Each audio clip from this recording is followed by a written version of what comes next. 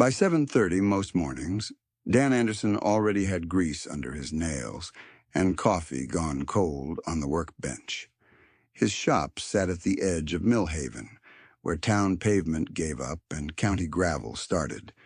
2 bays with corrugated siding, a hand-painted sign that read Anderson Cycle and Repair, and a wind-bleached flag zip-tied to a fence post because the bracket kept snapping in winter gusts. The place smelled like chain lube, hot steel, and old rain.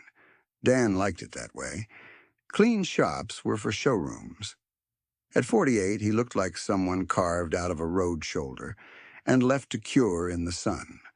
His knuckles were thick and split with old scars, his forearms browned and rough, and on his right arm a faded eagle, globe, and anchor tattoo, blurred into a patch of road rash scar tissue from a wreck 20 years back. He wore a leather vest so often it had shaped to him the way a tool handle shapes to a palm, polished by miles, not vanity. If strangers saw him at a gas station, they read him in 2 seconds and usually got him wrong in 1. Inside town, people treated Dan and his riders like weather, tolerated if useful, blamed if loud. Millhaven loved bikers during festival weekends when hotel lots filled, barbecue lines stayed deep, and downtown tips got fat. But come Tuesday, when engines rolled past the pharmacy or post office, curtains twitched, and shop doors locked 5 minutes early, nobody said it plain in daylight. They didn't need to. It lived in the pauses when Dan walked into the hardware store, and conversations thinned out by half a beat. He learned to work around that beat. Every spring, his small crew did a highway cleanup on Route 16 and posted nothing about it. In summer, they escorted funeral processions for veterans whose families didn't have enough cars to fill a line. In fall, they ran toy drops and winter coat drives with local churches that rarely invited them inside for Sunday services. Dan didn't keep score.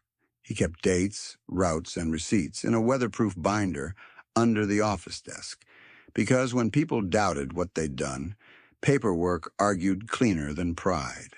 By 10, the crew drifted in. Mace first, all elbows and sarcasm, carrying a box of spark plugs like it offended him personally. Then Lila, whose braid hung halfway down her back and who could rebuild a carburetor faster than most men could find a wrench.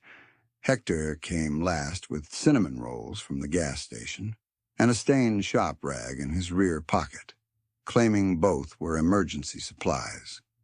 "Council hearing at 1, Lila said, setting the pastry box beside Dan's invoices. "You wearing the clean vest or the scary vest?" "They're the same vest," Dan said.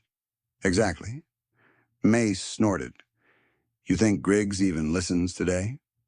Dan tightened a bolt on an old Triumph and answered without looking up. "Don't need him to listen. Need him on record." County Commissioner Wade Griggs had made a name out of talking hard in rooms where nobody was likely to throw a punch. He was square-jawed, camera-ready, and always one microphone away from a sentence that sounded like certainty. At budget meetings, he called Dan's crew a manageable concern. At permit reviews, he called them high-risk gatherings. At fundraisers, when he thought his laugh could get away with it, he called them trouble with handlebars.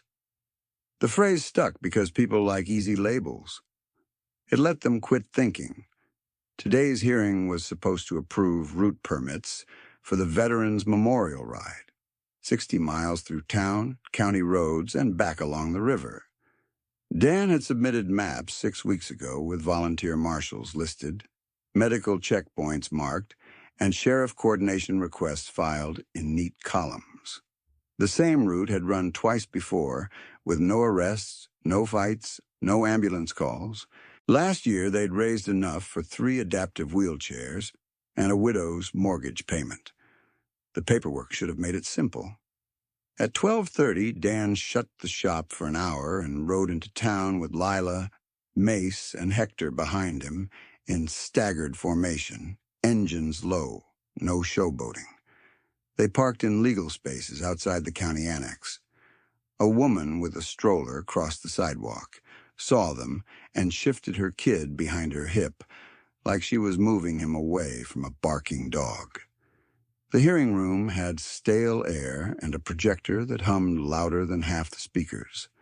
Folding chairs filled with business owners, retired teachers, a pastor in a gray suit, 2 local reporters, and 3 people who seemed to attend every public meeting just to witness conflict. Dan and his crew took the back row. They kept helmets in their laps and spoke to nobody unless spoken to. When their agenda item came up, Dan stood, gave his name for the record, and walked through the route. Calm voice. No extra words. He mentioned law enforcement coordination and cleanup plans and the scholarships funded by prior rides. Lila handed copies to the clerk. Commissioner Griggs leaned toward his microphone before Dan had finished. "Mr. Anderson," Griggs said, "while I appreciate the tone today, this county has ongoing concerns about public safety around biker events." Dan kept his hands at his sides. "Can you specify concerns? We addressed noise windows and traffic flow in section." "I'm aware of your packet," Griggs cut in. "I'm also aware of complaints from families and businesses about intimidation, reckless behavior, and suspected narcotics activity associated with these groups." A murmur moved through the room, hungry and embarrassed at once. Mace shifted in his seat. Lila put a hand flat on his arm, without taking her eyes off the front table. Dan said, "If there are incident reports, I'd like them entered into record. We had no citations on this route last year." Griggs gave a polite smile meant for cameras, not people. "The county cannot ignore patterns. Frankly, bikers bring fights, drugs, and chaos, and we are not approving a route that risks our residents." The clerk looked down at her keyboard. One reporter stared at Dan, waiting for him to snap. He didn't. Dan asked, "So that's a denial?" Griggs gathered his papers. "That's a responsible decision." Then he stood, nodded toward the board chair, and walked out a side door before Dan could say another word. The board moved to the next agenda item as if nothing had happened. Asphalt resurfacing bids. Playground fencing. A man in the second row coughed and avoided looking back. By the time Dan left the building, the sky had gone gunmetal, and wet wind was pushing leaves down Main Street in fast, nervous circles. He stood under the annex awning while his crew put helmets on. "You want to appeal?" Hector asked. "Of course we appeal," Lila said. "He just smeared us on live record." Dan watched rain begin in pinpricks on the concrete. "We'll appeal," he said. "Tomorrow." Mace kicked his stand-up harder than necessary. "I'm sick of swallowing this." Dan looked at him. "Swallowing ain't the same as losing." They rode out of town under low thunder, each bike throwing a thin rooster tail on wet pavement.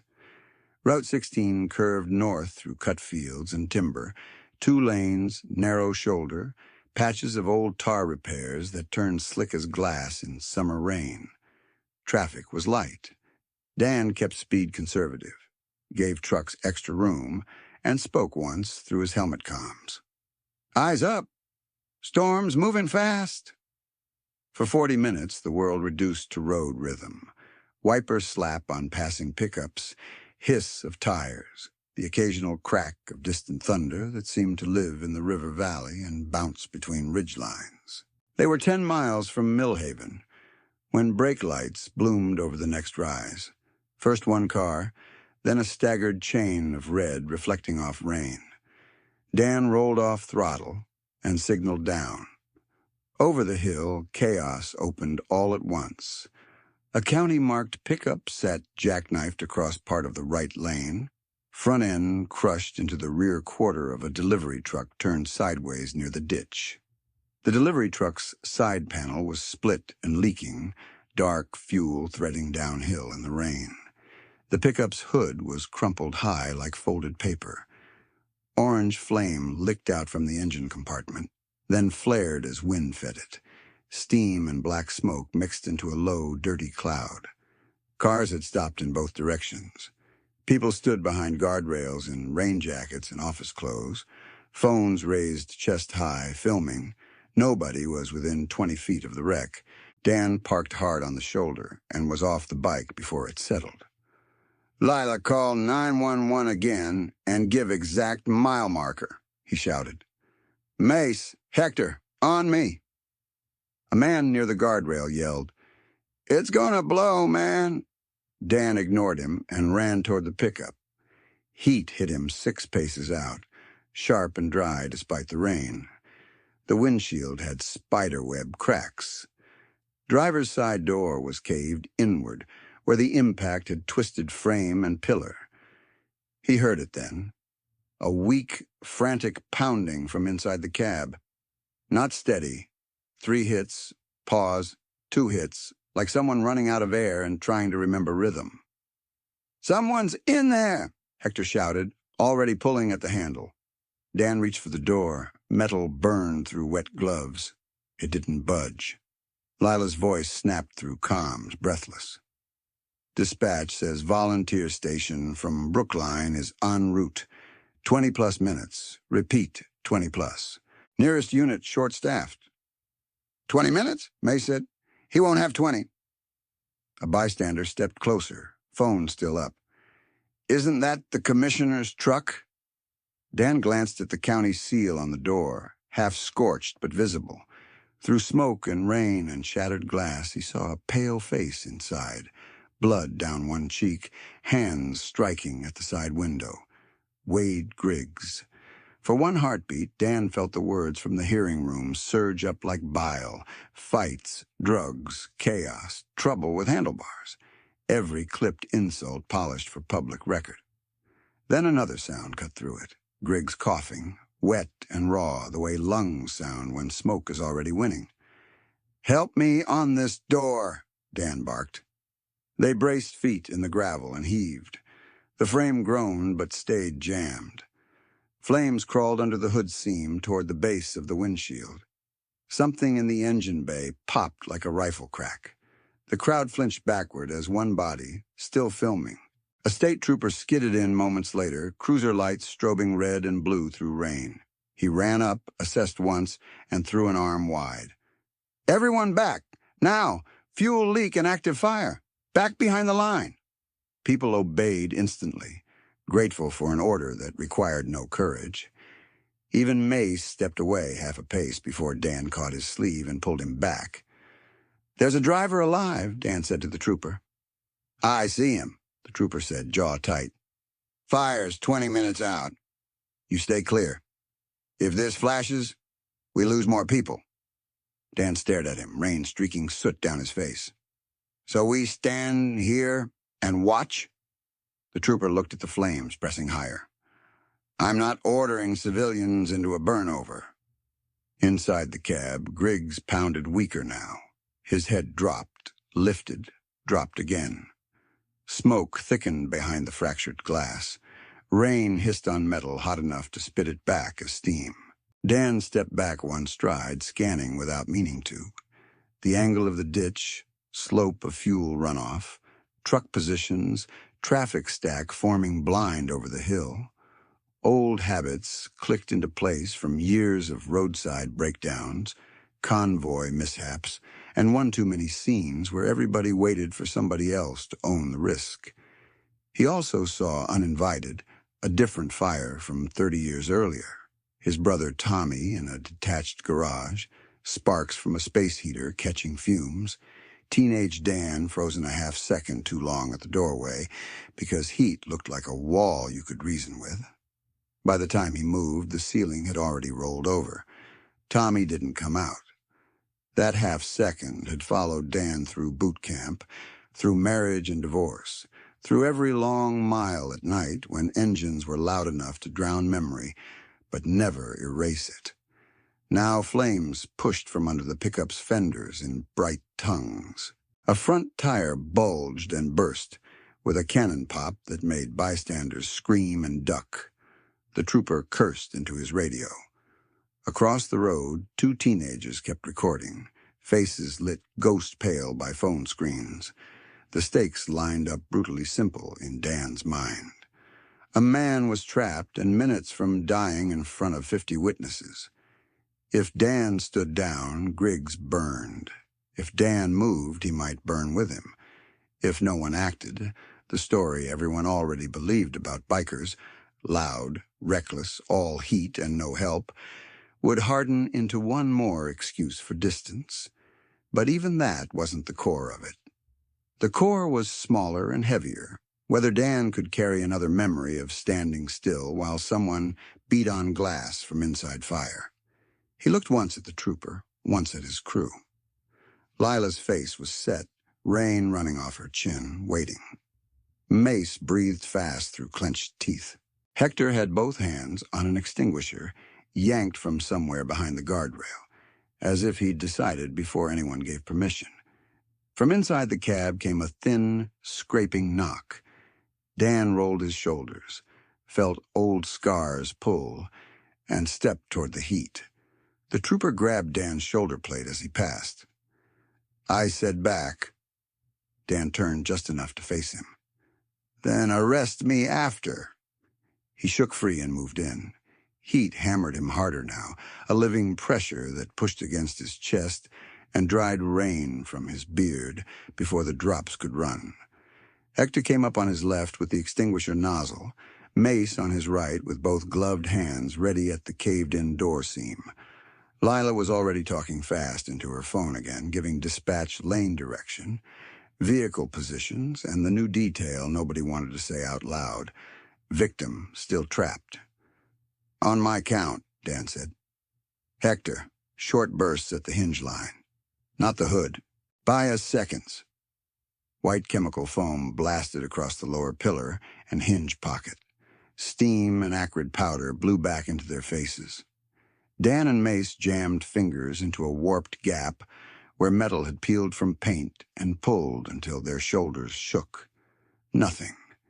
Inside the cab, Griggs coughed hard, gagged, then slammed his palm twice on the cracked glass. His eyes found Dan through smoke, wild, uncomprehending, then suddenly focused, with the terrible clarity of someone who knows exactly what death looks like and how close it is. Again, Dan barked. Hector pulsed the extinguisher. Mace braced one boot against the rocker panel and hauled with a grunt that turned to a shout when the edge shifted maybe half an inch, then sprang back as the frame flexed. The trooper was at their backs now, torn between protocol and what he could see. He keyed his radio with one hand and shouted into wind and static, "Need fire priority to Route 16, northbound mile marker 63. Entrapment with active flame. Repeat, active flame." From the guardrail, a woman cried, "Please get him out," but didn't move closer. Another tire on the pickup popped. A rolling cough of flame pushed under the hood, bright enough to turn every wet surface orange. Somebody in the crowd screamed and stumbled backward into another bystander. Phones still floated up in the rain like a row of little black mirrors. Dan shifted to the side window. The glass had already crazed into cubes, but held in its frame. He yanked his folding knife from his vest pocket and struck the corner with the butt. Useless. Safety laminate swallowed the blow. "Need a punch," he shouted. A man in a contractor jacket called from 10 feet back. "Got a hammer in my truck." "Bring it." The man hesitated, looked at the flames, looked at his wife, then ran anyway, splashing through runoff to his pickup. Dan bent toward the narrow opening in the broken windshield and yelled, "Griggs! Wade! Keep your head down! Cover your face!" Griggs tried to respond, swallowed smoke, and coughed until his whole body shook against the seatbelt. His right hand clawed at the buckle, but couldn't find it, fingers slick with blood. Lila came in tight to Dan's shoulder. "Dispatch confirms Brookline volunteers rolling. 12 miles out, and delayed by flooding at the underpass. Could be 15, Dan said. Could be more. Then we work. The contractor came back with a framing hammer, arm extended like he was handing over a live snake. Dan took it, turned the claw inward, and drove the pick into the lower rear corner of the window. The first hit bounced. The second punched through with a dull crack. He ripped down and sideways, widening a fist-size hole, while cubes and laminate strips showered his sleeves. Mace shoved a gloved forearm through the opening and groped for the interior handle. Can't reach? Try lock pin. No pin, electronic. Of course it was. Hector's extinguisher sputtered to half pressure. He shook it, got one more violent burst, then only a weak spit of powder. I'm almost dry. Find another, Dan shouted without turning. The trooper pointed down the line of stopped vehicles. Anybody have fire extinguishers? Trucks, RVs, commercial units, bring them now. Silence, then movement. 2 men in raincoats broke from the crowd and ran toward a gravel hauler, idling 50 yards back. A school bus driver opened her side compartment and hauled out a small red cylinder, no bigger than a thermos. She ran it forward herself. Dan passed the empty hammer to Mace and grabbed the little extinguisher from the bus driver. You got kids on board? Field trip coming back from museum, she said, breathing hard.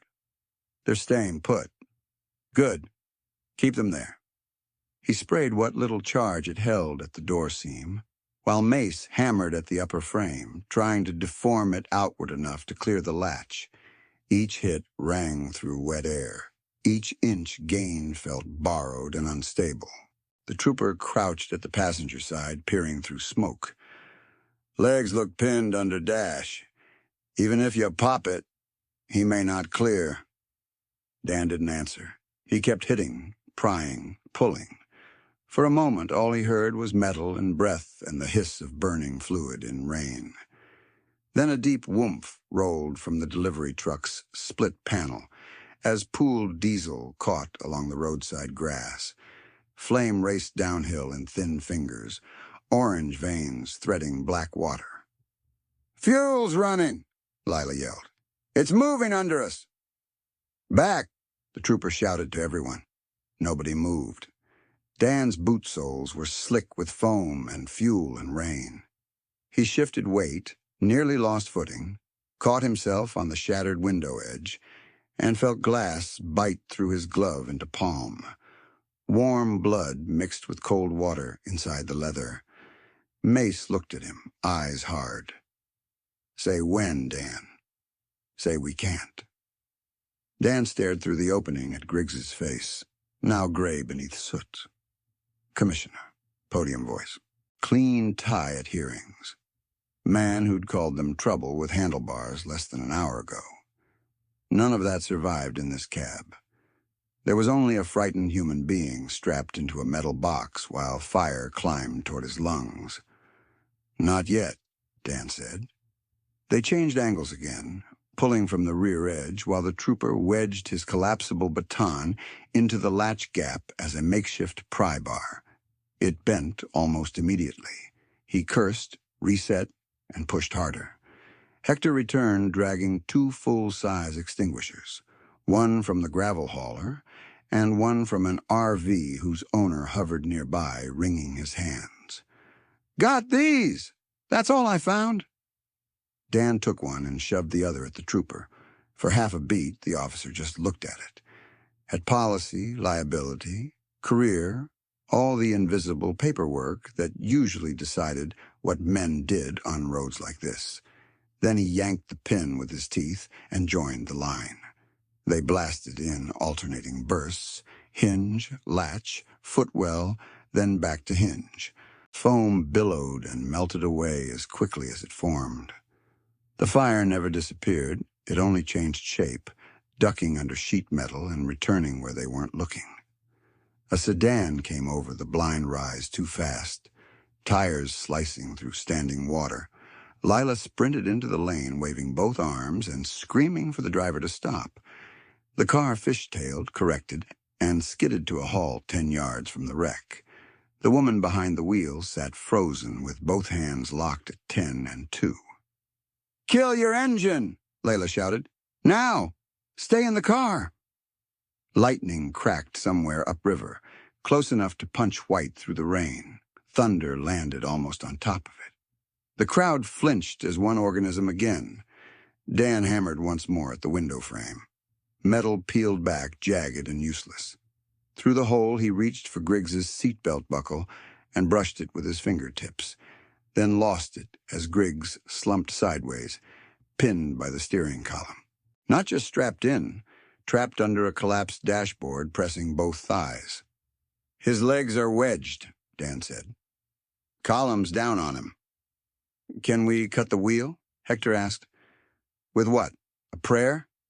A new hiss started, sharper than rain. Coolant line, maybe something worse.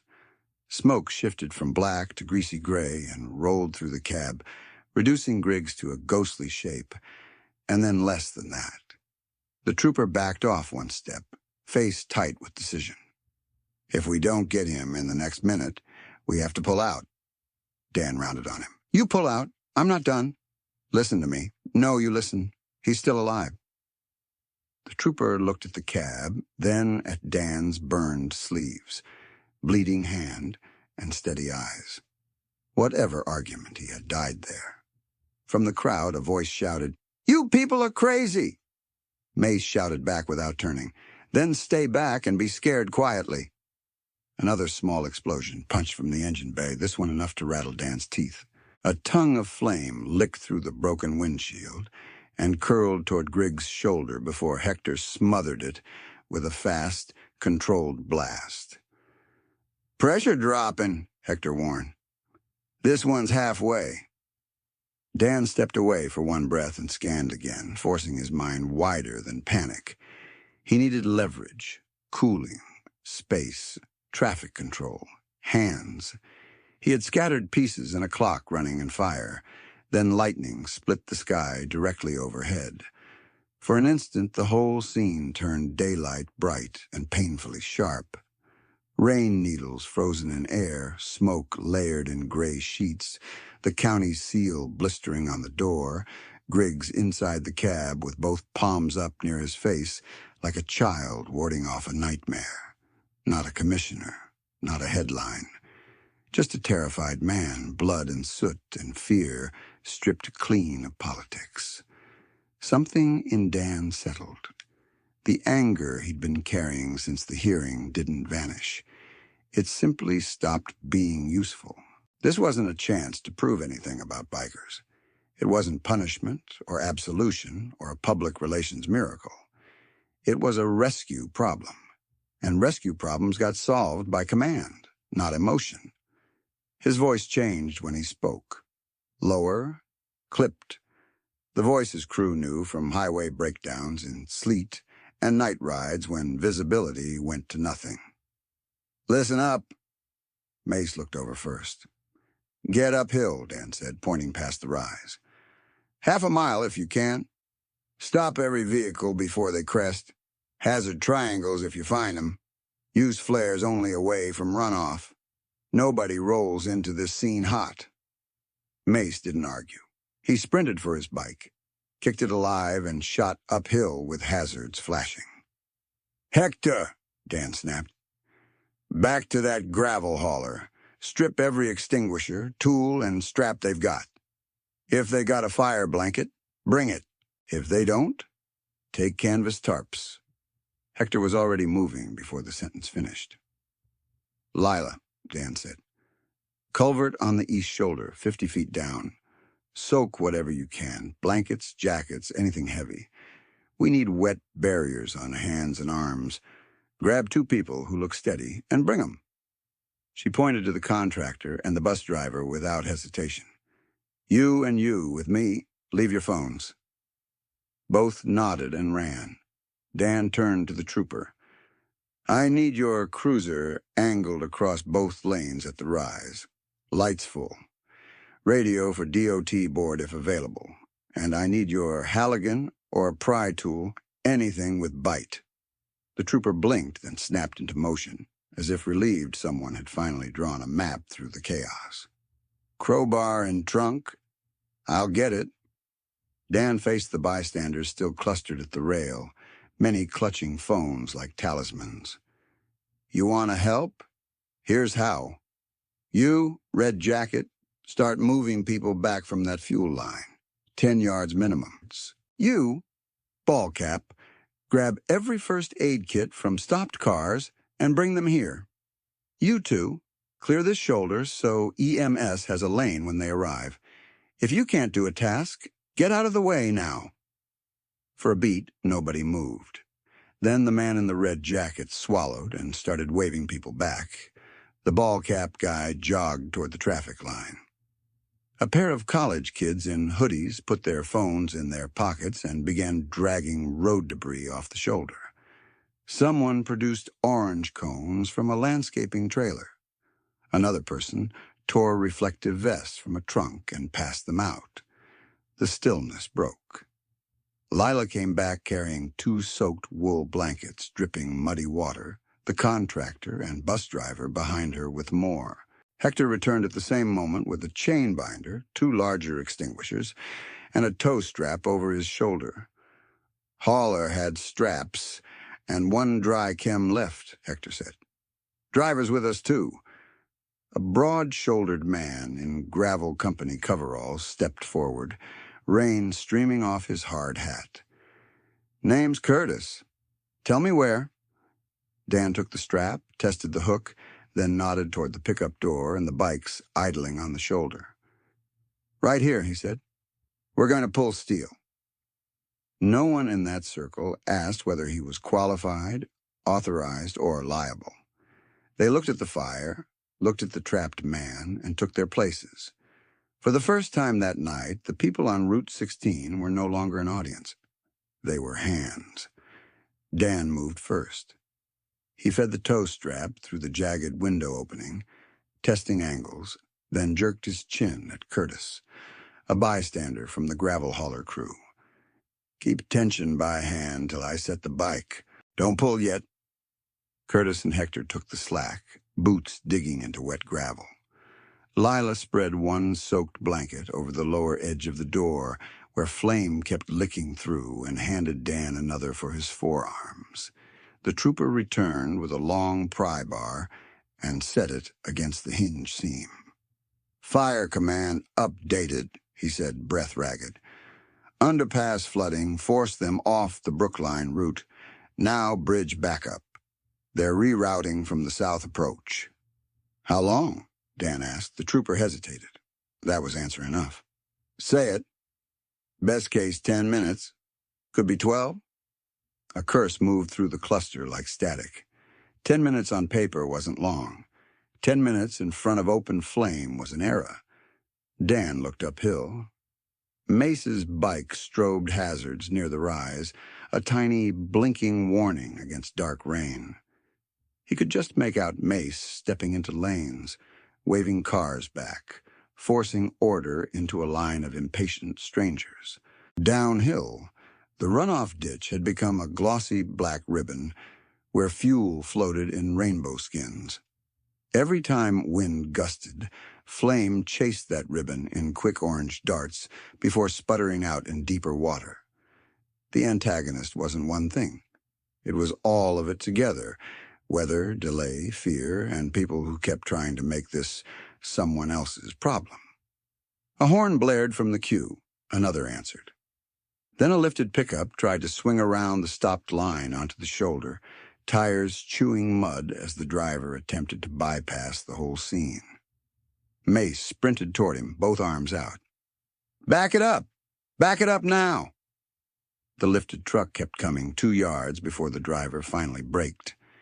His passenger door flew open and somebody shouted, My kid's got asthma, man. We can't sit here all night. Mace shouted back, voice carried in broken pieces by rain. There's a burn scene over this hill. You move and people die. While heads turned uphill, the fire used the distraction. A gust shoved flames under the pickup's crumpled hood, and up the A-pillar in a rolling sheet. Griggs's cab glowed brighter, smoke turning from gray to thick black. The soaked blanket on the door edge hissed and smoked as heat ate through water. "Eyes here," Dan barked, yanking everyone back to task. "Hector, charge line on that hinge. Lila, second bottle when he drops." They sprayed in alternating bursts, trying to keep metal cool enough to deform. The pry bar shrieked against warped steel. The door moved a fraction, then snapped back into its frame like a jaw. Behind them, someone yelled from near the delivery truck. "Driver! The truck driver's moving!" The trooper swore and pivoted, torn again between two emergencies. He sprinted to the ditch where the delivery driver, half-conscious and bleeding from his scalp, was trying to crawl from the cab toward the burning fuel line. "Need hands over here," the trooper shouted.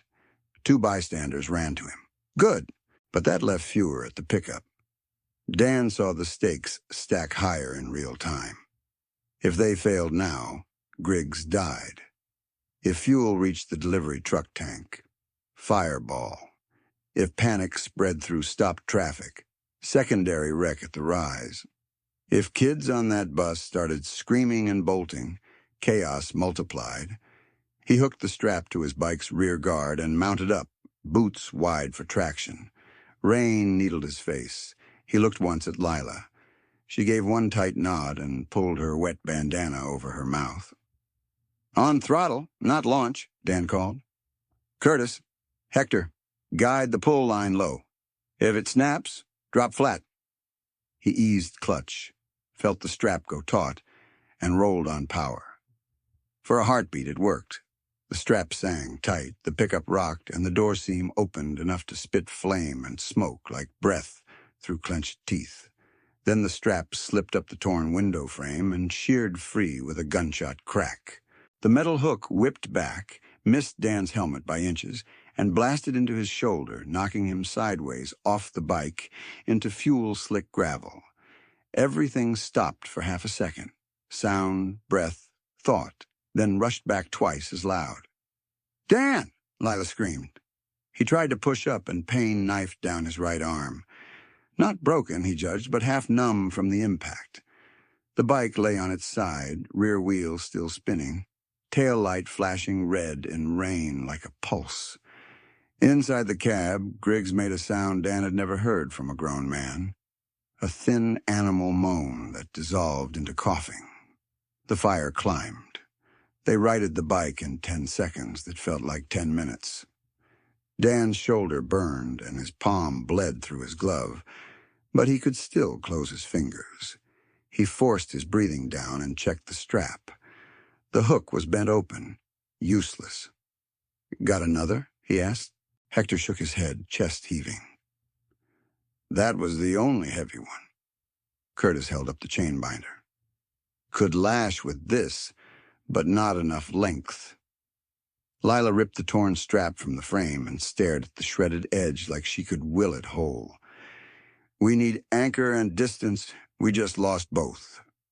Before Dan could answer, Mace's voice cracked over comms, distorted by static and pain.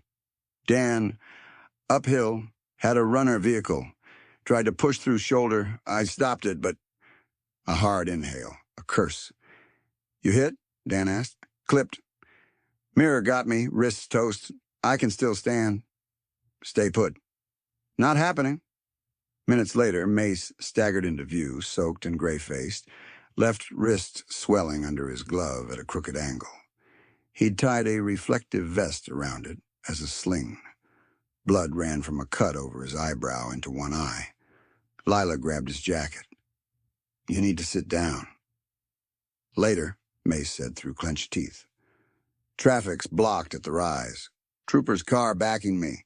But if people panic, we lose that line." Dan felt something drop in his chest. This was the cost of every second now. Equipment failing, friends breaking, options narrowing. Another extinguisher coughed empty. Hector shook it, got nothing. The one in Lila's hands was down to maybe a third charge. The fire had learned their rhythm and was beating it. Dan leaned to the broken window again, shouting into smoke. "Wade! Can you hear me? Keep talking." No answer. Griggs's head lolled against the seat back, eyes half-lidded. His chest moved, but barely. For the first time all night, doubt hit Dan cleanly. Not fear of heat, not fear of pain, fear of being too late anyway. He saw Tommy again, not as memory this time, but as verdict. You moved, and it still wasn't enough. He braced both hands on the twisted doorframe and bowed his head 1 second, 2. Rain drummed on the roof, sirens still nowhere close. Dan. Lila's voice right beside him, low enough only he could hear. "Look at me." He did. "You're not done," she said. Not loud, not motivational, just true and almost breaking on the edges. He swallowed smoke and nodded once. The trooper returned from the ditch with soot streaked to his collar. "Delivery drivers extracted. EMS staging at the south block until we clear a lane. Fire says 6 to 8 minutes now." "Too long," Dan said. "Yeah." A woman from the crowd, same one who'd cried earlier, approached holding a yellow cargo strap. "It's from my trailer," she said, hands shaking. "Rated 3,000 pounds. I don't know if that helps." Dan took it. Lighter webbing. Cam buckle. Not ideal. But it was length. "Helps," he said. He began threading it through the window frame and around an interior support, hands trembling once before he forced them steady. If this one failed, they were out of pull options. They'd be down to brute force against a door that had already beaten them. He cinched the strap and looked at his crew. Hector exhausted, Mace half-functional, Trooper scorched and limping, bystanders pale and wide-eyed but still present, built from strangers in rain and still somehow holding. Then the pickup's steering column dropped another inch with a metallic thunk, pinning Griggs deeper. A burst of sparks sprayed from under the dash. Flame flickered inside the cab for the first time and licked across the torn headliner. Lila slapped the last full extinguisher into Dan's hands. "This is all we've got."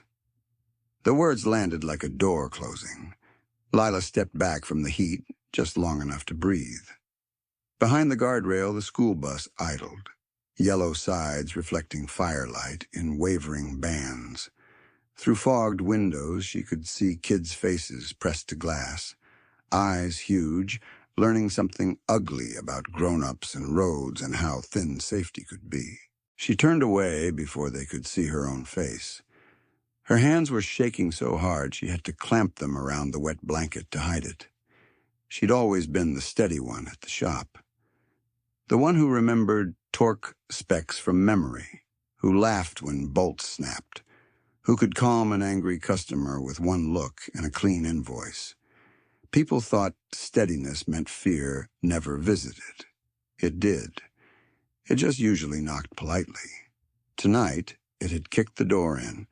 She watched Dan at the wreck, shoulder already bruising, glove torn, moving like a man spending himself by the ounce, and felt a panic she had spent years training out of her body. It tasted metallic and old. When she was 16, her father had gone into a farmhouse fire 3 miles outside Benton Creek with 2 volunteers and a line that kinked at the doorway. Backup tanker got delayed at a rail crossing. People later called it a tragic sequence of events, as if that phrase could hold weight. She remembered only waiting in turnout boots too big for her, hearing radios spit static, while adults used careful voices, and learning that delayed could mean never in time. She had loved men who chased danger before.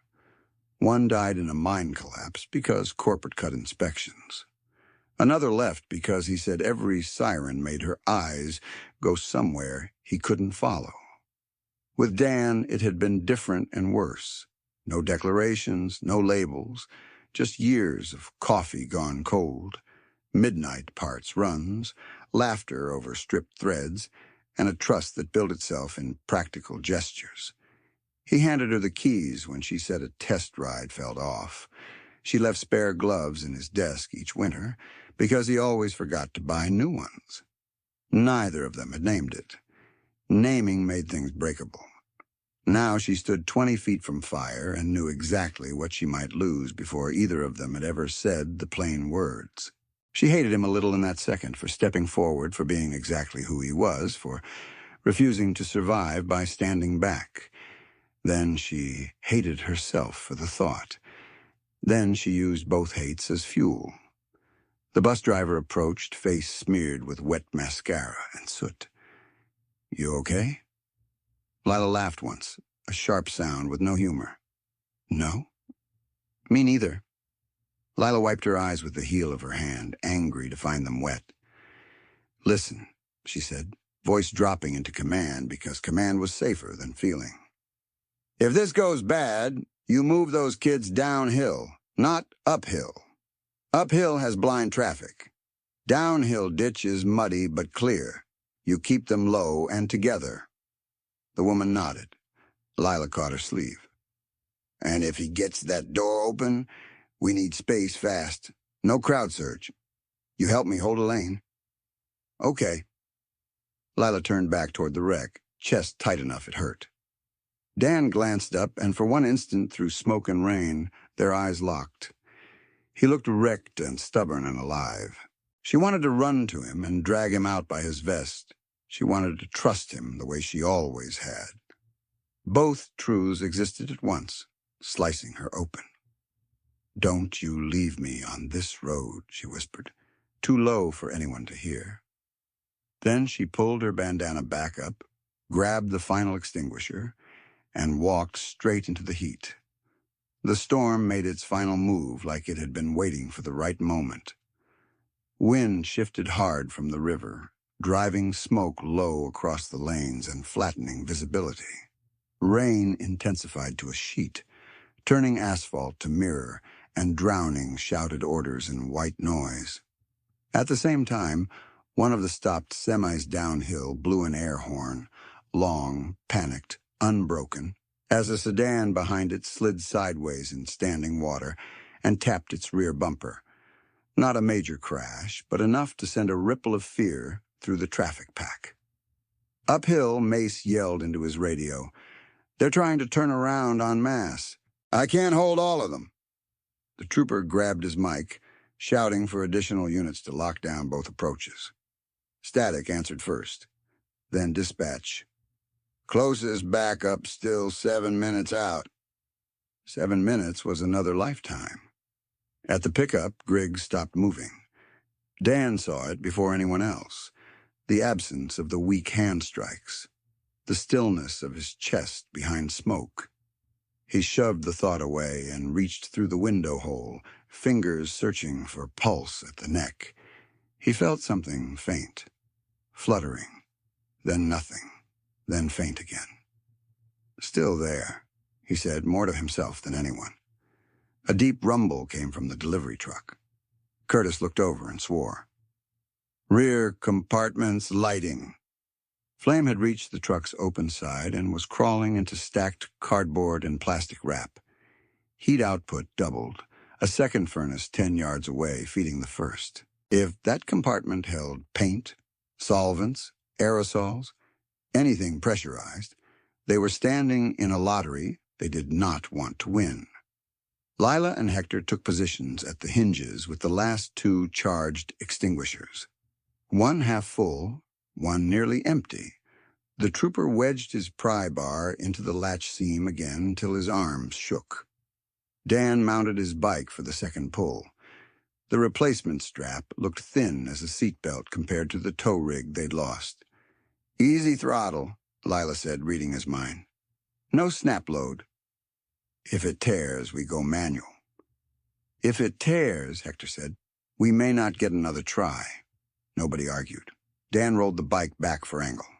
Rear tires spun once in slick gravel, caught, then held.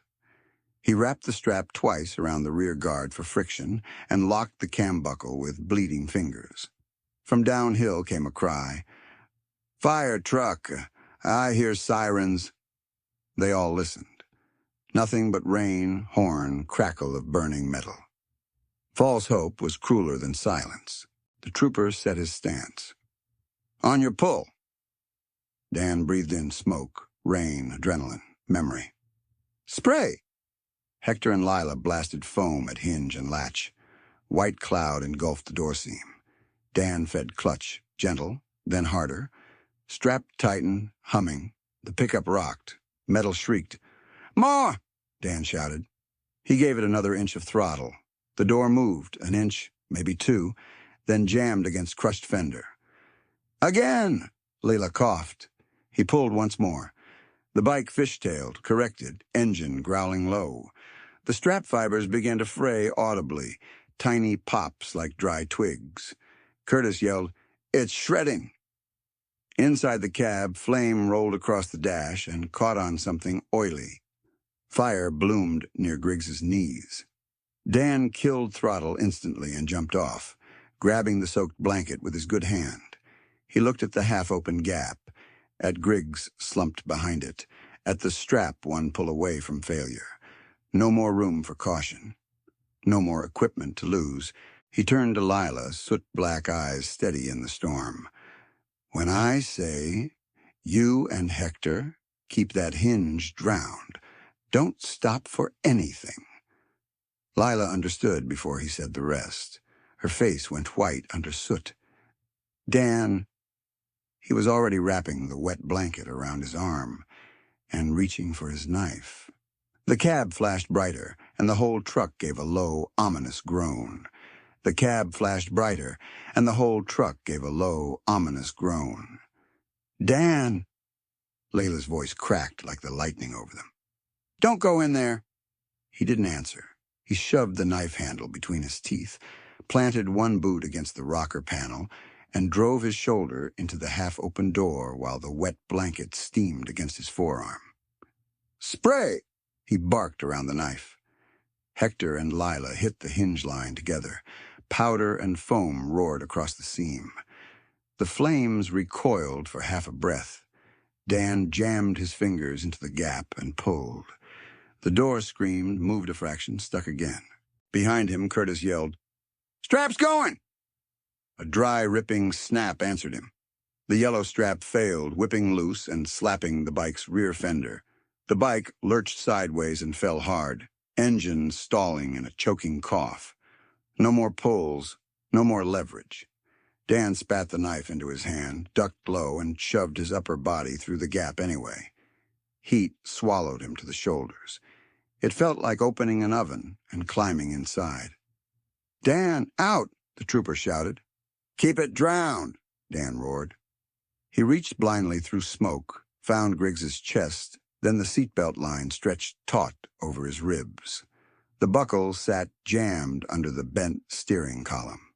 Dan wedged the knife edge under the strap and sawed. The blade skittered once, bit webbing, then cut through with a snap that threw Griggs forward against him. "Wade! Wake up!" Dan yelled into his ear. Griggs made a choking sound and sagged bonelessly. Dead weight now. Dan hooked his arm under Griggs's shoulders and hauled. Nothing moved below the waist. Pinned. He dropped lower, shoved his left hand into the footwell, and found the crushed metal lip of the dashboard pressing down across Griggs's thighs. He pushed. It didn't budge. He pushed again, feeling skin on his right forearm blister under the soaked blanket as steam punched through. Outside, Lila's extinguisher sputtered. "I'm out!" she shouted. "Mine's quarter charge!" Hector yelled back. The delivery truck behind them popped twice, sharp and violent, cargo igniting. Flame rolled up its open side like a curtain. Dan braced both boots against the seat rail, jammed his burned shoulder under the bent wheel, and heaved upward with everything left in him. For a second, he thought he'd torn something in his back. Then the column lifted half an inch. "Now!" he screamed. Hector dropped his extinguisher, reached through the gap, and grabbed Griggs under one arm. Curtis grabbed the other. Together they pulled while Dan held the column off Griggs's legs. Metal slipped. Dan's shoulders screamed. He felt the wheel coming down. "Move him!" he shouted. Griggs's hips cleared with a wet scraping sound of fabric and blood against torn trim. Curtis and Hector dragged him backward through the gap and fell into the gravel with him. The steering column slammed down where his legs had been. Dan tried to crawl out, caught his vest on jagged metal, ripped free, and dropped to one knee just as the pickup cab flashed over behind him with a concussive whomp that punched hot air across the road. Every bystander ducked. A side window blew out in glittering cubes. Someone screamed. Someone prayed out loud. Dan grabbed Griggs's jacket collar and dragged him another 6 feet through water and foam and fuel sheen until they crossed clear gravel. "Turn him." Lila was there, already dropping to both knees. On his side, on his side. They rolled Griggs into recovery position. He coughed once, nothing came, then coughed again, deep and wet. Black soot and saliva spilled onto the stones. "Come on," Dan rasped, hand on the back of Griggs's neck. "Breathe."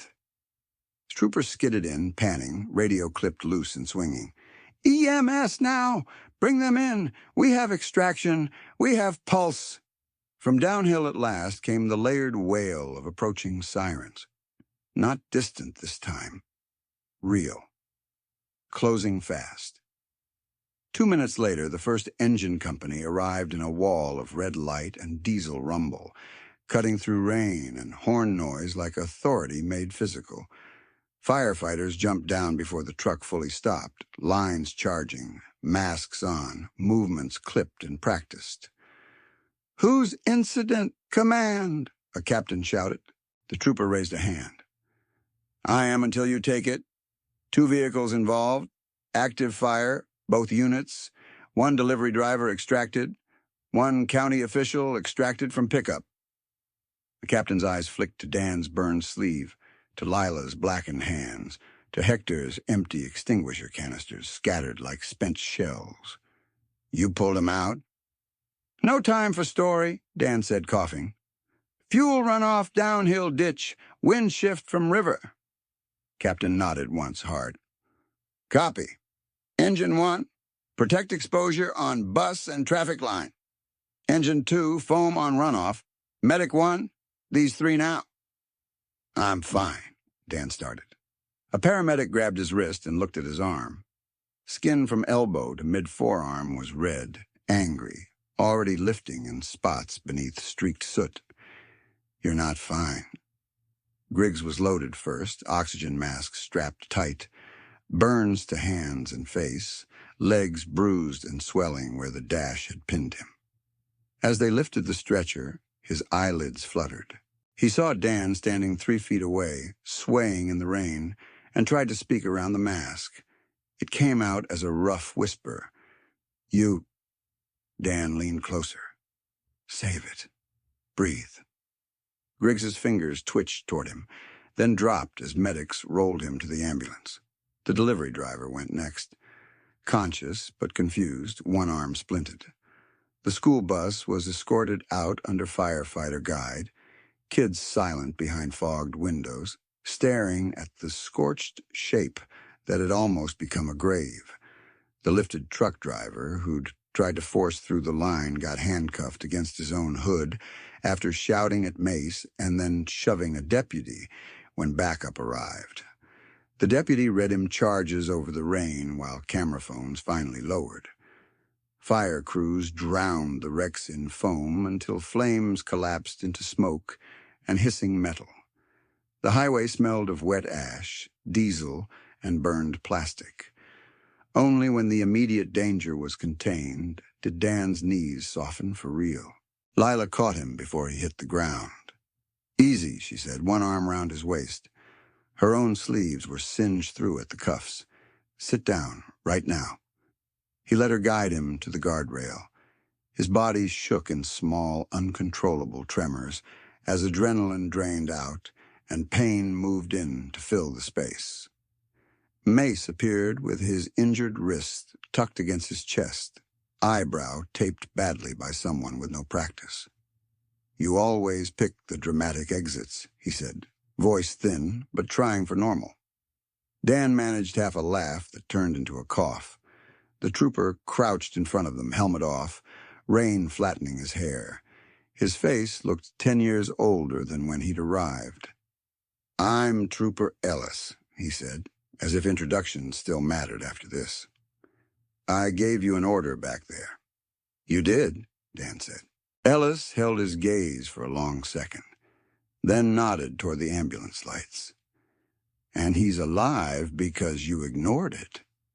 He stood and turned to a deputy. "Get statements from everyone who put hands on, especially these 4. No one called them trouble. They called them by name. At Millhaven Regional ER, crisis mode had fluorescent lighting and vending machine coffee. Dan sat on a gurney in a curtained bay while a nurse trimmed away melted fabric from his forearm and painted burn cream over fresh red lattices crossing old scars. Every touch stung like acid. He didn't complain. Beside him, Mace got his wrist set and wrapped. Hector paced with soot still in his eyebrows, replaying the scene under his breath in broken fragments. Lila stood at the sink, scrubbing black from her hands for the 3rd time, as if cleanliness might rewind the road. Through the curtain, they could hear deputies taking statements in the hall.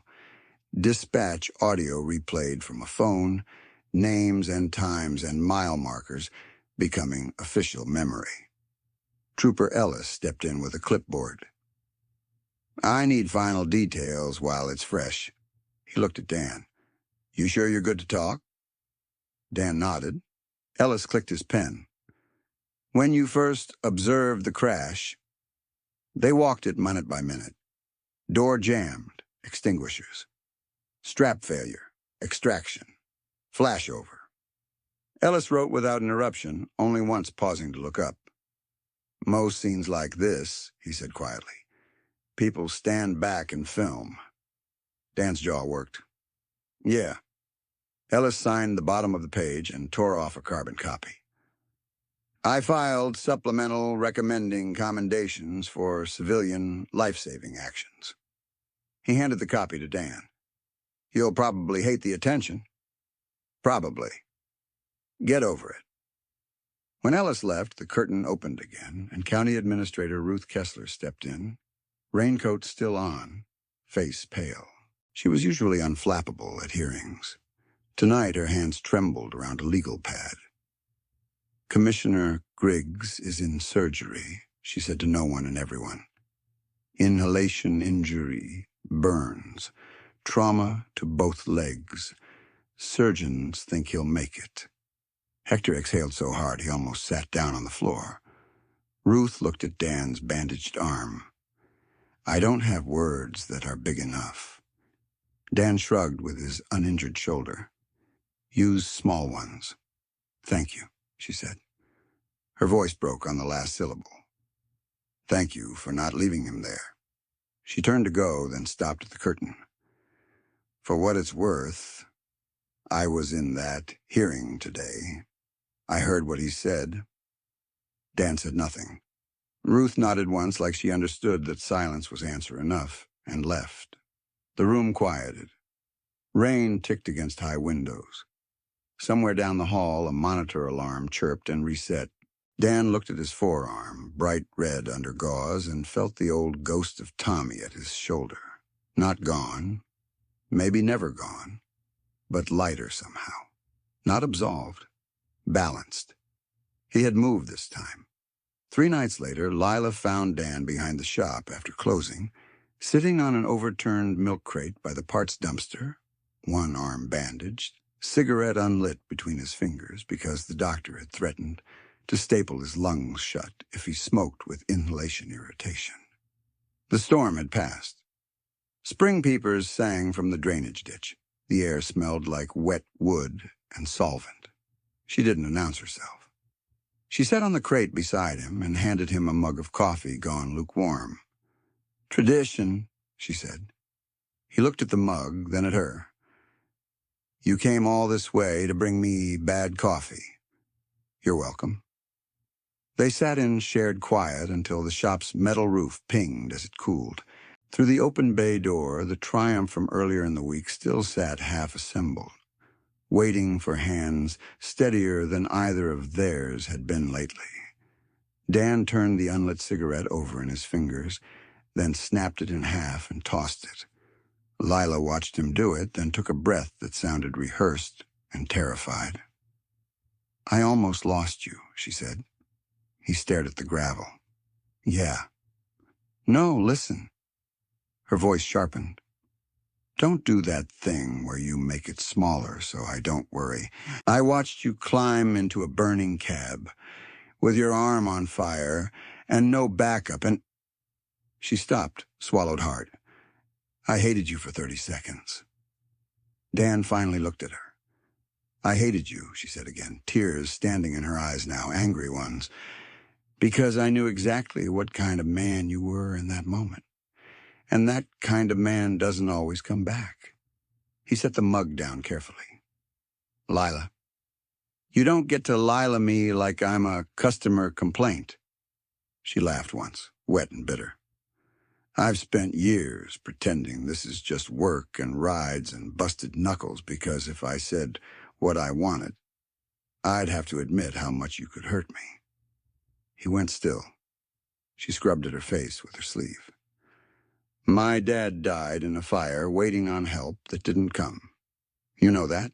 What I never told you is every time you head out in bad weather, every time you pull over for a wreck, every time you say, 'I'll be right back,' my chest locks up like I'm 16 again at that rail crossing, listening to static and praying." Dan's throat moved. "And I still love you," she said, the words landing between them with the weight of tools set down for good. "I love you anyway. I love you because you run toward people when everyone else backs up. I love you because you keep receipts for charity rides no one thanks you for. I love you because you never ask to be liked, just useful. But I am done pretending it's not love." The peepers kept singing. A freight train moaned far off by the river. Dan spoke so quietly she almost missed it. "I didn't say it, because I figured naming it would put you in a target zone you didn't choose." She stared at him. "Dan, I rode into that storm with you." "I know." He rubbed his bandaged arm with his good hand. "I also know my life has a habit of catching fire in literal and figurative ways. People around me get burned." "I already got burned," she said, holding up her singed cuff. "So did you. We're still here." He laughed, a short, broken sound. "You always did argue like a mechanic, evidence first." "Damn right." He leaned forward, elbows on knees, and when he spoke again, the words came rough and unarmored. "I love you too. Have for a long time.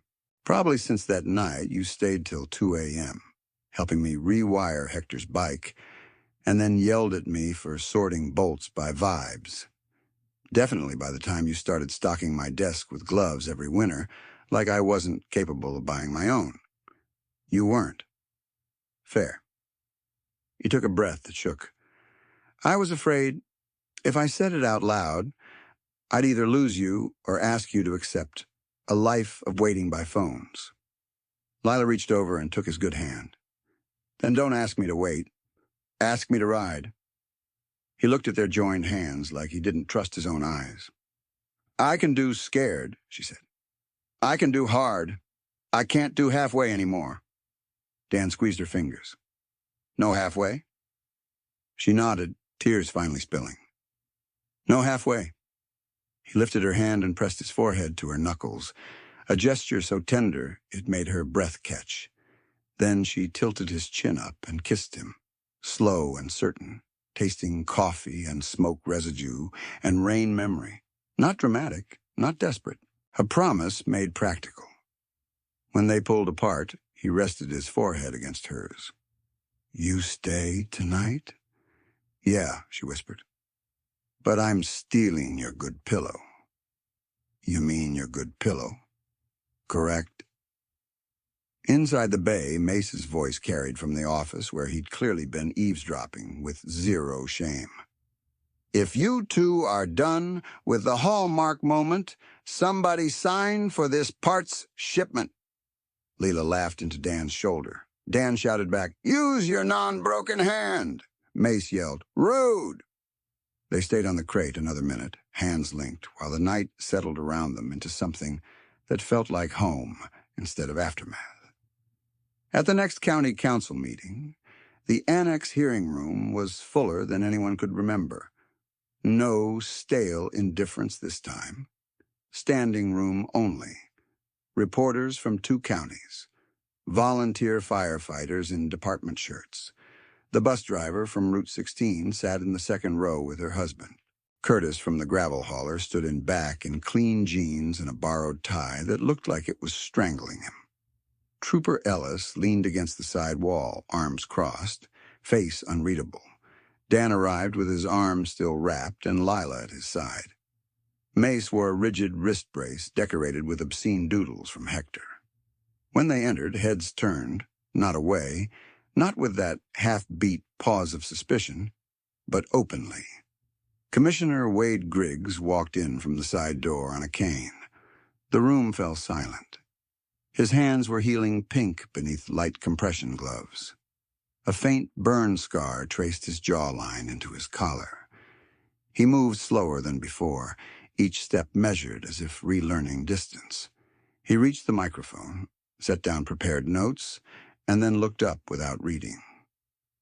"I owe this county a correction," he said. His public voice was still there, but thinner, less polished. Human. 2 weeks ago in this room, I described local riders as a public danger. I used language that painted neighbors as threats. That same afternoon, I was trapped in a burning truck on Route 16. He swallowed. The people who pulled me out were the same riders I had publicly dismissed. No one moved. Even the projector seemed to hush. Griggs turned slightly toward Dan and the crew. "Mr. Anderson, Ms. Perez, Mr. Nolan, Mr. Ruiz, Trooper Ellis, citizens who assisted, I am alive because you acted when I could not. Thank you." He let that stand, then continued. "Tonight, I formally withdraw my objection to the Veterans Memorial Ride Permit.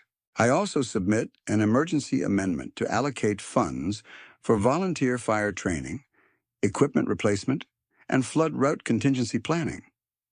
He lifted a second page. "Additionally, I am requesting partnership with Anderson Cycle and local first responders to host quarterly roadside emergency clinics for county residents, traffic control, extinguisher use, extraction safety, and bystander response." A murmur ran through the room, not hungry this time, relieved. One council member cleared her throat. "Commissioner, is this politically motivated damage control?" Griggs met her gaze. "It is survival-informed policy."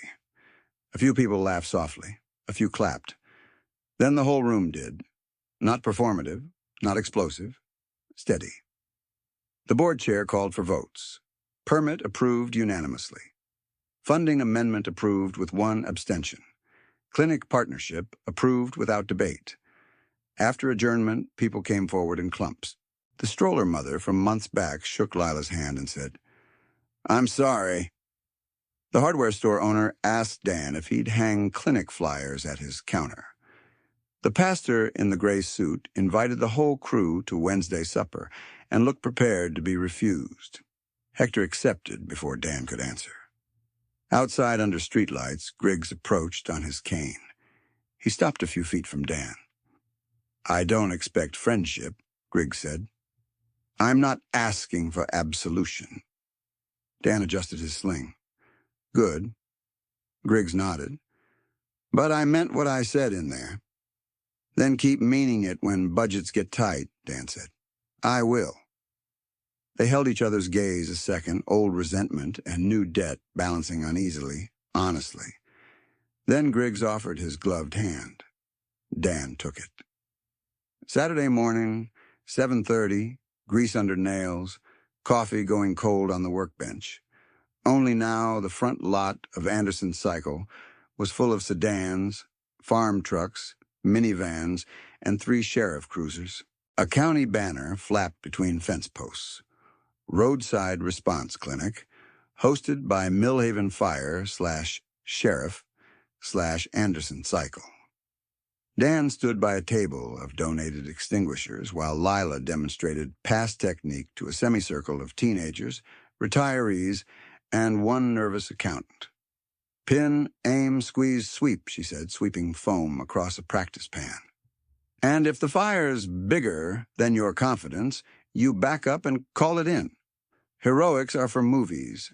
Coordination is for survivors. Mace, wrist brace gone but still stiff, taught traffic taper setup with cones and reflective triangles. No, not in a neat little line like kindergarten art, he told a pair of high school football players. Staggered? Create a channel. Make drivers think. Hector ran first aid basics near Bay 2, cheerfully grossing people out with moulage kits and fake blood. Kids loved him. Parents pretended not to. Trooper Ellis showed how to read mile markers under stress and what dispatch actually needed to get resources moving faster. Location beats drama, he said. Give me exact, not emotional. Near noon, Commissioner Griggs arrived without camera crew. He wore work boots and carried a case of bottled water on one shoulder, cane tucked under his arm. People noticed, then went back to training. He set the water down by the check-in table and looked around at the lot buzzing with practical competence. This is... He searched for the word. Useful, Dan offered. Griggs gave a small, rueful smile. Yeah. Lila walked over, sun on her braid, soot scars faint on her cuffs, though she'd washed them 50 times. She handed Griggs a stack of waiver forms. If you're standing there, you're staffing paperwork. He blinked. Yes, ma'am. She grinned. Good answer. By afternoon, the clinic had run out of handouts and had to photocopy more at the pharmacy. Nobody complained about engine noise when bikes escorted a mock hazard lane demonstration down Main. 2 months later, the Veterans Memorial Ride rolled out on its full route, under clear skies and official escort. Main Street sidewalks were packed. Kids waved little flags. Shop owners stood in doorways instead of behind locked glass. The bus driver from Route 16 brought her entire class with handmade signs that read, "Thank you for running toward the fire." Curtis and his gravel crew rode lead support truck with fresh extinguishers strapped in plain view. At the front line, Dan idled his bike beside Lila's. She bumped his shoulder with hers. Coffee's getting cold back at the shop, she said through the comms. Some things shouldn't change, he replied. Some should. He looked over. Sun caught the scar on his forearm, old and new crossing like roads on a map. Lila's visor was up, eyes steady on him, no halfway in them at all. He reached across the gap and squeezed her gloved hand once before both hands returned to bars. Engines rose not as threat, but as promise. When the marshal flag dropped, they rode.